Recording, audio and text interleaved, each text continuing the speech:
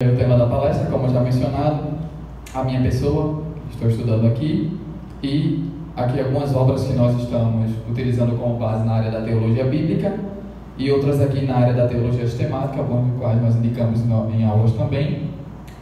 Os textos são os seguintes: Isaías 14, especificamente do versículo 12 ao versículo 15, e Ezequiel 28, especificamente do capítulo 11 do versículo 11 ao versículo 19. A proposta, o objetivo é comunicar que esses textos não estão aludindo ou se referindo a quem chamamos do maioral dos demônios ou maioral dos anjos caídos, conhecido como Satanás, levando em consideração as obras dos autores que nós acabamos de apresentar e principalmente pelo menos 10, na verdade 11 argumentos que nós desenvolvemos, que vamos estar apresentando ao longo da comunicação. Pois bem, mas inicialmente é bom deixar claro que a nossa proposta aqui é especificamente falar da teologia bíblica e da dogmática. A gente sabe que a teologia, como grande área do saber, tem pelo menos essas 4 divisões aí, mas nosso objetivo aqui é falar da bíblica e da dogmática, e principalmente levando em consideração que falou Glaber. Glaber foi conhecido como o pai da teologia bíblica há um tempo atrás, e o Glaber ele dizia que, embora elas sejam distintas, a teologia bíblica e a teologia dogmática, a teologia bíblica ela serve como fundamento ou base da dogmática. Levando-se em consideração, nós vamos falar também da dogmática, mas principalmente da bíblica, da teologia bíblica, por esse motivo. E continuando, como nós enxergamos a teologia bíblica e a dogmática. Para nós, a teologia bíblica é como se fosse um quebra-cabeça, com 40 peças, 40 peças porque a gente tem entre 40 autores ou conjunto de autores nos livros sagrados. E a dogmática é como se fosse um conjunto de 10 fatias de um todo, onde cada fatia representa uma das principais doutrinas. Levando em consideração que cada fatia representa a teologia, porém, a teologia como um todo seria então um conjunto dessas fatias, a dogmática, e a teologia bíblica seria o conjunto dessas peças do quebra-cabeça. Mais especificamente ainda, nosso objetivo aqui não é falar de toda a teologia bíblica nem de toda a teologia dogmática, mais específico dos profetas posteriores maiores, em especial Isaías e Ezequiel, e na dogmática, angelologia, em especial os anjos maus, falando sobre Satanás. Dito isso, passando para a perspectiva dogmática da teologia, a gente sabe que há um consenso nas maiores autoridades da área dos autores de teologia dogmática, porém nós trouxemos alguns aqui para mostrar que, mesmo havendo consenso de que essas passagens em especial, Isaías 14 e Ezequiel 28, se referem, na opinião desses autores de dogmática, e para quem não é familiarizado, dogmática e sistemática é a mesma coisa. Na opinião desses autores, há uma certa referência. A gente vai mostrar aqui que, embora haja esse consenso, há algumas divergências. A primeira é a referência específica. Onde especificamente é que começa a referência, dentro dos textos de Isaías 14 e Ezequiel 28, a este ser angelical, espiritual, Satanás. Por exemplo, o Pirma, ele vai dizer que começa no versículo 12 e vai até o versículo 15 de Isaías 14, e começa no versículo 12 e vai até o versículo 19 de Ezequiel 28. Já o Brunelli, ele vai dizer que começa no versículo 12 e vai até o 16 de Isaías 14, e começa no versículo 11 até o 19 de Ezequiel 28. É apenas um versículo, acho que faz muita diferença. Primeira divergência. A segunda, quanto à categoria angelical. Não há consenso em que categoria pertence esse ser. O Geiser, como prefiram, ele vai dizer que é um arcanjo, já o Bergstein vai dizer que é um querubim. Então também não há consenso quanto à categoria angelical. E alguns, inclusive, têm uma certa cautela quanto à interpretação. Por exemplo, o Gruden e o Thyssen, eles vão dizer que, dos seus escritos, você consegue inferir que aparentemente se refere, faz uma referência. Eles escrevem assim: se assim for, ou se assim o for, esse se aí dando eles não afirmam, eles são cautelosos a dizer que essa interpretação cabe ou não. Já outros autores, como o Orton, o Parker e o Berkhoff, olha, certamente eles não reconhecem suas obras como referência a esse ser. Você não vê menção nas obras desses autores a se referir a Isaías 14 e Ezequiel 28 como referência ou alusão a Satanás. E por fim, nós não queremos aqui afirmar que o Antigo Testamento em especial não está se referindo a Satanás. Nós temos referências a quais chamamos de referências implícitas, aquela de Jó e de Zacarias, nós vamos explicar porquê, e as referências que a gente chama de explícita, a de crônicas, que textualmente aparece o nome de Satanás. Então, nós entendemos sim que faz menção de Satanás, principalmente no Antigo Testamento. O que nós estamos defendendo aqui, Isaías 14 e Ezequiel 28 não fazem referência a Satanás. e com isso não estamos incorrendo em liberalismo teológico, que é o que apresenta o Ferreira nessa sua obra aí.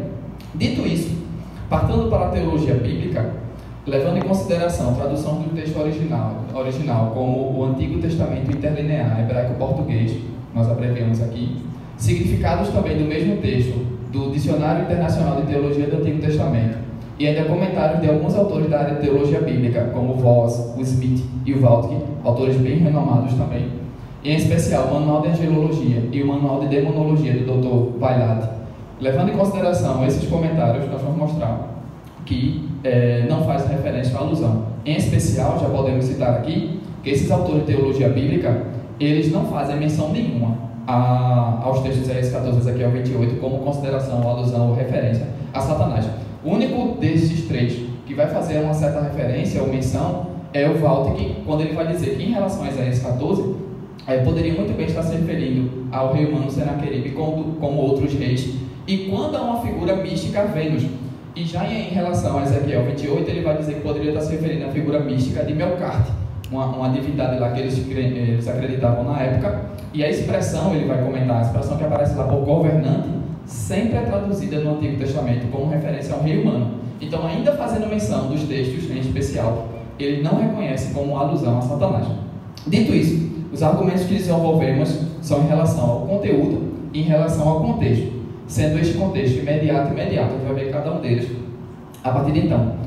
O primeiro é sobre as palavras na língua original. Em relação a Isaías, você vê já no versículo 12, aparece a palavra Helel.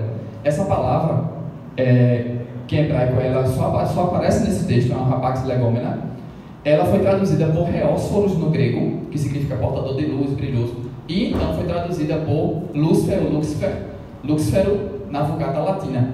E de lá, nós temos nas nossas versões Estrela da Manhã, Estrela da Alva, Estrela Brilhante, inclusive Lúcifer, uma das versões que traduzem também por Lúcifer. Porém, essa tradução não está fiel ao original, porque a palavra no original que aparece como Helel, no hebraico, segundo aquele, nós trouxemos aquele mencionado dicionário, significa brilhar, a raiz vem de brilho, por isso que é traduzida por luzeiro no grego.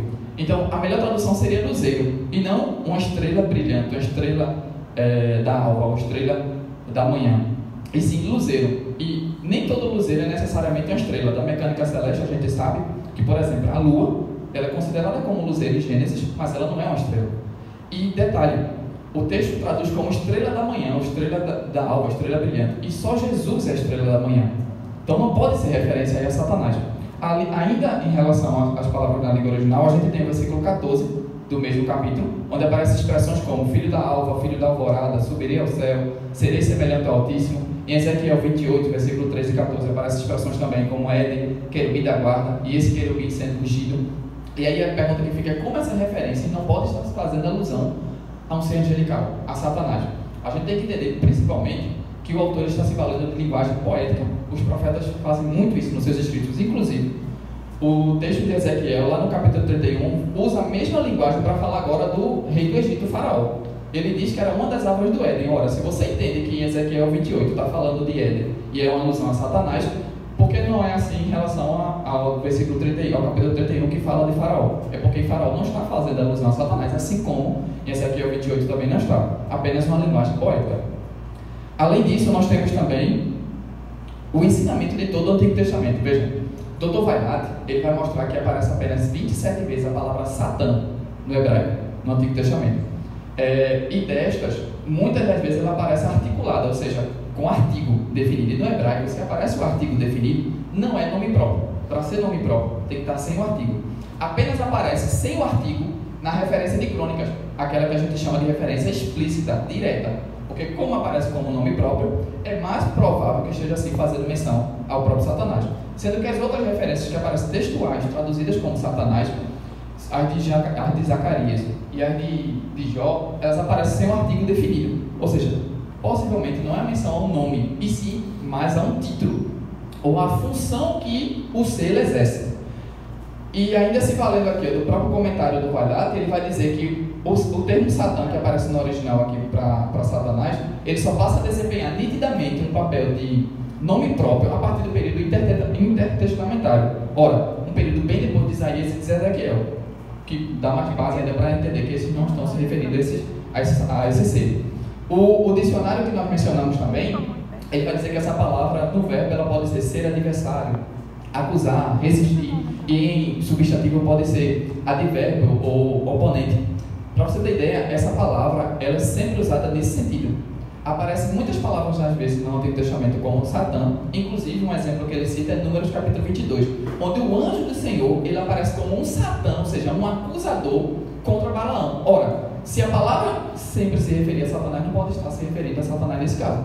Então, é mais um argumento que a gente pode mostrar de que não é menção a Satanás, porque esse não é o ensinamento do Antigo Testamento. E o dicionário ele vai terminar fazendo menção a Isaías 14, Ezequiel 28, porém, ele é bastante cauteloso. Ele vai dizer que ele vai usar palavras como depende e talvez, se refere os reis ali em questão a uma figura angelical ou ao próprio Satanás. Dito isso, nós temos também agora o ensinamento do Novo Testamento. E aí já no Novo Testamento abrem-se as portas para falar de demônios, de possessão demoníaca, de espíritos malignos. No Novo Testamento já é diferente. Para você ter ideia, o Valhada ele vai dizer que das 36 vezes que aparece só a palavra Satanás no Novo Testamento, 45% dos evangelhos. E nós não só temos esse título no Novo Testamento para Satanás. Tem diábolos e muitos outros que os irmãos já devem ter conhecimento. Então, o Novo Testamento sim, fala bastante disso, em contrapartida com o Antigo Testamento. E outra coisa que eu gostaria de mencionar é que Paulo escrevendo aos Coríntios, capítulo 14, versículo 13, ele vai dizer o seguinte: quem profetiza, fala aos homens, aos seres humanos. Ora, se Ezequiel e Isaías estão profetizando, eles não podem estar falando de seres angelicais, eles estão falando de seres humanos. Fechando essa parte aí do conteúdo, a gente tem agora o contexto imediato, começar pela pelícope. A partir do versículo 11 de Ezequiel 28, a gente tem Deus mandando o seguinte: profeta, levanta uma lamentação contra o rei de Tiro. O texto já está enfático dizendo que é contra o rei de Tiro, não é outro personagem. E segundo, é uma lamentação. Deus não estaria mandando o profeta fazer uma lamentação contra Satanás. A mesma coisa a gente consegue inferir também de Isaías 14. Versículo de número 4, versículo de número 22 deixa bem claro que a profecia é contra o rei da Babilônia e é contra a cidade da Babilônia. Reis humanos e cidades humanas, o que não dá para entender como outra conotação. Além disso, nós temos também todo o capítulo, olha, todo o capítulo de Ezequiel 28, a partir do versículo 2, faz menção ao rei humano. Embora apareça essa expressão aí, príncipe de Tiro, que alguns comentaristas vão dizer que príncipe de Tiro é diferente de rei de Tiro, porque príncipe de Tiro faria então menção a um ser angelical e rei de Tiro fazia menção então a um ser humano. Só que essas expressões são diferentes das expressões que aparecem aqui em Daniel, como príncipe da Pérsia e príncipe da Grécia, porque lá sim há um contexto de seres angelicais. A gente não vai entrar nesse tema porque não é o propósito de discorrer sobre angelologia, mas se valer aqui do manual de angelologia, ele vai mostrar isso, que o propósito do livro de Daniel é diferente do de Ezequiel. Então lá sim, você tem essas expressões se referindo a seres angelicais, o que é diferente do caso de Ezequiel. E principalmente Ezequiel diz o seguinte, compara esse príncipe de Tiro com Daniel, e Daniel sim é um ser humano. A gente consegue ver isso também no capítulo 14 do mesmo livro. Ora, não estaria o profeta comparando um ser angelical e um ser humano. Não tem nem sentido isso, são dimensões diferentes. Da mesma forma, a gente pode inferir também em relação a Isaías 14. Aparecem expressões lá como Jacó, Israel, versículos 1 e 2, o que mostra mais uma vez que está falando de nações de povos humanos e não de seres angelicais. Agora, em relação aos capítulos anteriores e posteriores que tratam das profecias à mesma nação e ao mesmo governante, os irmãos já devem ter lido que não é só Ezequiel 28 que fala sobre o rei de Tiro e a cidade de Tiro. Começa a se falar do capítulo 26. Capítulo 26 e 27 aparecem já as profecias contra o rei de Tiro e a cidade de Tiro. Ora, mas só em uma porção do capítulo 28 é que se faz menção ou alusão a Satanás. Mas já é começado a falar desde o capítulo 26. E detalhe, a versão que a gente coloca aqui, a Almeida atualizada, a epígrafe ela vai falar que é uma outra lamentação que aparece no capítulo 28, que faz menção a Satanás, porque já há uma lamentação nos capítulos que antecedem. Ora, se é uma outra lamentação, a gente sabe que a epígrafe ela não é inspirada, mas se há uma outra lamentação é porque teve uma. E se essa lamentação faz referência a Satanás, por que a outra não faz? Ora, porque nenhuma delas faz. Está falando especificamente de um rei humano. A mesma coisa a gente pode inferir de Isaías capítulo 13 e capítulo 21. O profeta ele começa a falar do rei da Babilônia no capítulo 13 e também fala lá no capítulo 21, porém só no capítulo 14, uma porção do texto é que fazem referência a Satanás. E não aparece isso no capítulo 13 e também no capítulo 21, porque o profeta em momento nenhum também está falando sobre Satanás em nenhum dos momentos dos seus textos. Agora, sobre os capítulos anteriores e posteriores, que tratam de profecias a outras nações e a outros governantes, Isaías ele começa a falar no capítulo 13, porém vai até o capítulo 23, onde ele fala de 12 nações e um governante. Olha, ele fala, além da Babilônia, de Moabe, da Síria, da Filístia, da Síria representada pela capital Damasco, fala de Israel representada pela tribo onde se localizava a capital do rei do norte, Efraim, fala da Etiópia, fala do Egito, de Edom, da Arábia, de Judá representada pela capital do rei do sul, Jerusalém, e também fala de Tiro. Mas só o capítulo 14 é que faz referência a Satanás. Ele fala de muitas outras nações e nenhuma delas faz referência a Satanás, é porque nenhuma delas realmente faz, inclusive o do capítulo 14. A mesma coisa acontece em Ezequiel. Ezequiel começa a profetizar no capítulo 25 sobre as nações e vai até o capítulo 32. E no caso de Ezequiel, ele fala de menos nações do que o profeta Isaías, né? Apenas Amon, Moabe, Edom, Filista, o próprio Tiro, né? Egito e também do rei do Egito. Só que há uma diferença. Alguns vão dizer que a referência de Isaías faz menção a Satanás porque aparece um governante no meio de todas aquelas nações. É como se esse governante fosse de fato ali um exemplo, uma alusão a Satanás. Só que se esse for o argumento, é diferente em Ezequiel, porque Ezequiel tem 2 governantes ali sendo mostrados. Além do rei de Tiro, Faraó. Em Faraó, em momento nenhum é tido como alusão a Satanás. Porque da mesma forma, nem o rei da Babilônia, nem o rei de Tiro fazem alusão a Satanás. Pois bem, além disso, a gente tem umas questões internas para tratar. Eu trouxe só um exemplo. O capítulo 26 de Ezequiel vai dizer que Deus ele pega a Babilônia e levanta ela contra o rei de Tiro, contra a nação de Tiro, especificamente também contra o rei de Tiro, como a gente pode inferir de outras passagens. Ora, se em algum momento a Babilônia é referenciada, ou o rei da Babilônia é referenciado ou aludido como Satanás, e o rei de Tiro é referenciado como Satanás, a gente teria uma confusão. É como se Deus estivesse dizendo, levanta Satanás contra Satanás, porque Babilônia foi levantada contra Tiro. Aí nos faz lembrar daquele episódio que aparece lá no Novo Testamento, com os escribas e os fariseus, diz assim, para Jesus, ele expulsa o demônio, ele expulsa Beelzebul pelo maior dos demônios, Beelzebul. A maior confusão. Mas é um argumento que a gente pode estar apresentando, e aí também as questões externas, nós vamos deixar de lado aqui questões como a autoria e data, mas o que queríamos mostrar é o seguinte, vejam, Isaías, ele está de 740 a 680, essas datas aqui são o maior consenso, são unânimes na maioria dos autores de teologia bíblica. Ora, Isaías ele passa aqui pelo cativeiro da Assíria, bem antes do cativeiro da Babilônia, e nós sabemos que o cativeiro da Babilônia é onde as pessoas do Antigo Testamento tiveram esse primeiro contato com essa cultura, onde a realidade de Satanás foi apresentada para eles. Eles não entendiam a realidade de Satanás antes do cativeiro babilônico, eles passaram a entender do cativeiro babilônico e diante, principalmente no período persa. Então, ora, Isaías ele está antes disso, então Isaías não podia estar fazendo referência a Satanás. E no caso de Ezequiel, embora o finalzinho do período profético aqui de Ezequiel ainda pegue o começo do cativeiro babilônico, se Ezequiel estivesse fazendo menção a Satanás, ele deveria então fazer uma menção mais explícita, mais direta, como faz Zacarias, por exemplo. Zacarias, ele é depois do cativeiro babilônico, e Zacarias faz uma menção textual a Satanás, porque Zacarias já tinha essa compreensão da realidade de Satanás. Ora, se Ezequiel o tivesse também, ele deveria fazer essa referência. Como ele não faz, é mais um argumento que nós temos para dizer que ele não está fazendo referência a Satanás. Fechando então essa questão do contexto imediato, nós temos então o contexto imediato. Outros registros de referidas profecias ao longo do Antigo Testamento. Em especial a gente cita Jeremias. A partir do capítulo 46 de Jeremias, até praticamente ali final do livro, ele vai fazer menção a outras nações, que tanto Ezequiel como Isaías fazem também. Por exemplo, em relação a Ezequiel, Egito, Filístia, Moabe, Amon, Edom. E em relação a Isaías, Egito, Filístia, Moabe, Jerusalém, principalmente a Babilônia. Eles falam bastante da Babilônia. Ora, em momento nenhum nas profecias de Jeremias, a gente alude ou faz referência a Satanás. Em momento nenhum. E ele fala das mesmas nações, de povos humanos, de pessoas humanas, cidades físicas, que os outros profetas fazem. É porque eles estão falando nesse contexto, e não em contextos espirituais, sobrenaturais ou de seres angelicais, e principalmente de Satanás. Outros profetas a gente pode citar também, como Daniel, Oséias, Joel, Amós e Zacarias, que também fazem menção a essas cidades, mas nunca no sentido, ou aplicando, ou a gente entende que está fazendo alusão a Satanás, porque de fato estão fazendo apenas menção a cidades humanas, normais, e nenhuma menção a Satanás. Assim como Isaías e Ezequiel também. E por fim, outros registros agora das mesmas nações ao longo do Novo Testamento. A gente cita inclusive nosso próprio Senhor e Salvador Jesus Cristo quando faz menção a Tiro, como uma cidade humana, de pessoas humanas, comparando com outras cidades. Nunca num contexto extraordinário, assim como alusão a Satanás ou algum demônio.